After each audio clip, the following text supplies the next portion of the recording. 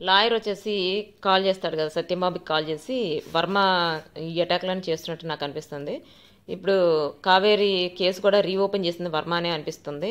ఇట్లా చేస్తున్నాడంటే ఇప్పుడు రేపు చిన్నికి కూడా ఏదో ఒకటి ప్రాణహాని కలిగిస్తాడు అని అనేటప్పటికీ ఇంకా ఇట్లా కాదని చెప్పి బాలరాజు వాళ్ళ ఇంటికి వెళ్తాడు.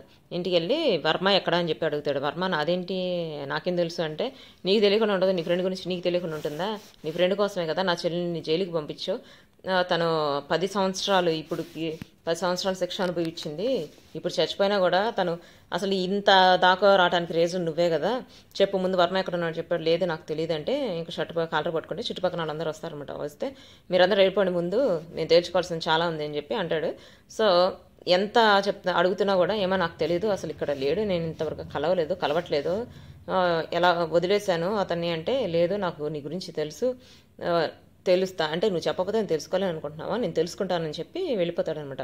వెళ్ళిపోయిన తర్వాత వైపు వచ్చేసి వర్మకి వాళ్ళ లాయర్ కాల్ చేస్తాడు. లాయర్ కాల్ చేసి డిఎన్ఏ రిపోర్ట్ మ్యాచ్ అవ్వలేదు సార్ అంటే, తను ఉషానే కావేరి కాదంటే, లేదు డిఎన్ఏ రిపోర్ట్ మ్యాచ్ అవ్వకపోయినా తను కావేరి అయ్యి ఉంటుంది, ఉషా అయ్యి ఉండదు, ఏమో డిఎన్ఏ రిపోర్ట్ని మిస్ మ్యాచ్ చేసి ఉండొచ్చుగా అంటే, కలవకుండా కావాలని చేసి ఉండొచ్చుగా అంటే, డిఎన్ఏ రిపోర్ట్ని చేసే ఛాన్స్ ఎవరికి ఉండదంటే, లేదు మనం ఛాన్స్ తీసుకోకూడదు, అసలు ఈ కావేరి కేసుని రీఓపెన్ చేసిన ఏసీపీ నా భార్య కేసు రీఓపెన్ చేశారంటే ఇంకా నేను బుక్ అయిపోతాను, అయినా ఏసీపీకి నా మీద చాలా డౌట్ ఉంది, నన్ను కలిసినప్పుడు ఏసీపీ అని చెప్పి నన్ను బెదిరించాడు, జాగ్రత్తగా ఉండమని చెప్పి హెచ్చరించాడు, ఆ ఉష మీద హత్య ప్రయత్నం చేశారు, నేను చూస్తూనే ఉంటాను, నేను ఇప్పుడు వరకు కావేరి పైనే ఆ ఉష పైనే నా కాన్సన్ట్రేషన్ ఉంది, నీ వైపు కాన్సన్ట్రేషన్ పెడితే ఉండవు అన్నట్టు ఇండైరెక్ట్ బెదిరించాడు అని చెప్పి అని కనిపెట్టి ఎట్లా అయినా అని చెప్పి పెట్టేస్తాడు. పెట్టేసినప్పుడు వెనక నుంచి నాగోలి వింటుంది అనమాట. విని ఏంటి బావా కంగారు పడుతున్నావు ఏంటి, ఆ ఏసీపీ నిన్ను అనుమానిస్తున్నాడా, అదేంటి నిన్ను ఎలా అనుమానిస్తాడు,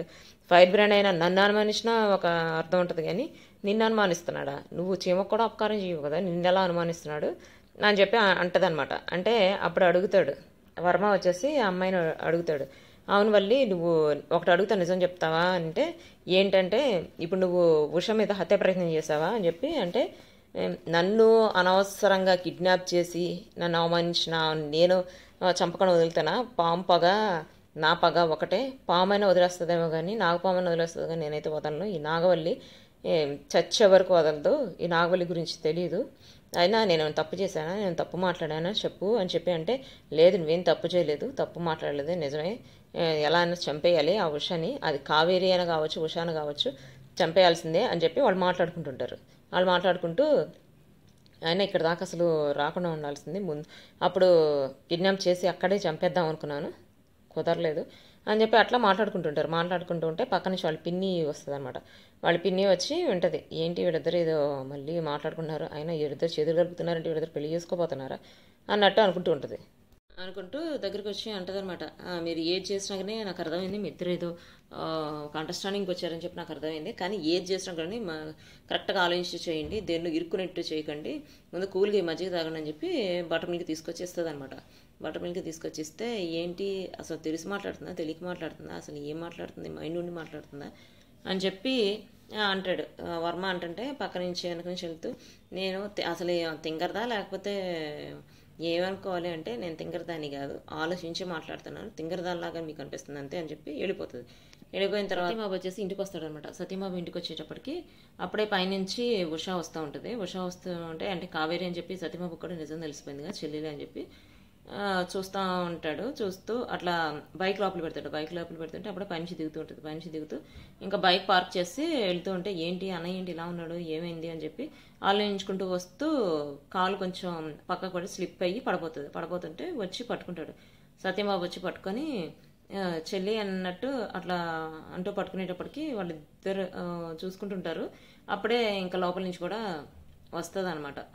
వాళ్ళ వైఫ్ వస్తుంది, అంటే సత్యబాబు వాళ్ళ వైఫ్ వస్తుంది. సత్యబాబు వాళ్ళ వైఫ్ వచ్చినప్పుడు, థ్యాంక్స్ బ్రో పట్టుకున్నామంటే, అదేంటి అన్న చెల్లెల మధ్య థ్యాంక్స్ ఏంటి అని చెప్పి అంటాడు. అంటే అన్నా చెల్లెళ్ళ అని చెప్పి వాళ్ళ ఆవిడ పక్క నుంచి అంటుంది. అంటే అదే ఇప్పుడు ఉషా వచ్చేసి నా చెల్లెలా ఉంటుంది కదా, అందుకని అన్నా చెల్లెళ్ళు అని చెప్పి అన్నానంటే, అని చెప్పి వాళ్ళకి డౌట్ వస్తుంది. చిన్నికి డౌట్ వస్తుంది, ఏంటి నిజం తెలిసిపోయింది అన్నట్టు చిన్నికి డౌట్ వస్తుంది.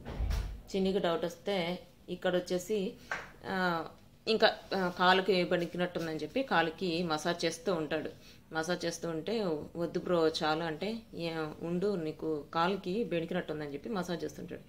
మసాజ్ చేస్తూ అట్లా చేస్తుంటే పక్క నుంచి సత్యంబాబు కూతురు ఉంటుంది కదా, కూతురు అంటది, చూసావా అసలు అన్నా చెల్లెడు కాకపోయినా కానీ చెల్లికి కాలు బెనికిందని ఎలా మసాజ్ చేస్తున్నాడు, నువ్వు ఎప్పుడైనా నాకు చేసావు, అది అన్నా చెల్లెలు బంధం అని చెప్పి అన్నట్టు అంటుంటే, అయితే నువ్వు కూడా పడు నీకు మసాజ్ చేస్తానని చెప్పి నెడతాడు. నెట్టేటప్పటికి కింద పడుతుంది. కింద పడి ఆమెకి నిజంగానే కాలు పక్కకి వెళ్తే ఇప్పుడు నేను చేస్తాను ఆ మసాజ్ అని చెప్పి బిగిన్ చేస్తాడు. బిగిన్ చేసి అరే ఏంట్రా నువ్వు చేసేదంటే, మరి కాలు బెణికితేనే కదా మసాజ్ చేయగలం, అందుకనే నెట్టాను, ఇప్పుడు కాలు కొంచెం బెణుకుంటది కదా, ఇప్పుడు నేను మసాజ్ చేస్తానని చెప్పి కూర్చొని మసాజ్ చేస్తాడు. మసాజ్ చేస్తూ ఏంటి చాలా అంటే, లేదు నాకు బెణికింది ఇంకా పోలేదని చెప్పి అంటే, ఇంకా మసాజ్ చేయించుకుంటూనే ఉంటుంది. సో లాస్ట్కి వచ్చేసి ఇంకా సత్యంబాబు మసాజ్ చేయడం అయిపోయిన తర్వాత ఇంకా వీడు కూడా మసాజ్ చేయడం ఆపేస్తాడు. పిల్లడు కూడా మసాజ్ చేయడం ఆపేసి, ఏంటి ఇప్పుడు తగ్గిందంటే, నాకు తగ్గిందంటది పిల్ల. తగ్గిందంటే అవును ఎందుకు తగ్గదు, ఇంతసేపు గంట సేపు నీకు నీరసం ఏమో కానీ నాకైతే నీరసం వచ్చింది నేను మసాజ్ చేసి అంటాడు. సో